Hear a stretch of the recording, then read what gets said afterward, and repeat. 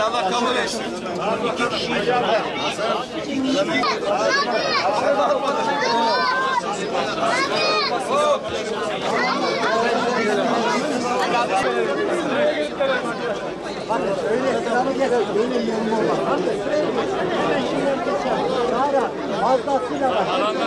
Evet sevgili basın mensuplarımız, bugün Diyarbakır'da Ulu Cami'de idrak ettiğimiz Aşure gününde Diyarbakırlı hemşehrilerimizle birlikteyiz.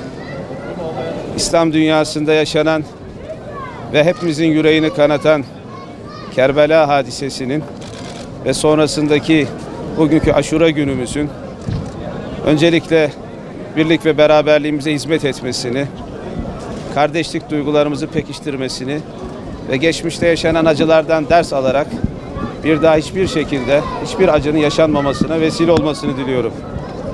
Bu vesileyle Kerbela şehidi şüheda Hazreti Hüseyin Efendimiz'e ve onunla birlikte Kerbela'da şehadete eren bütün yol ve dava arkadaşlarına da Rabbimden rahmet diliyorum. Bugün Diyarbakır'da hem Ulu Camimizde hem de ilçelerimizde, en büyük camilerimizde Büyükşehir Belediyesi olarak aşure dağıtıyoruz.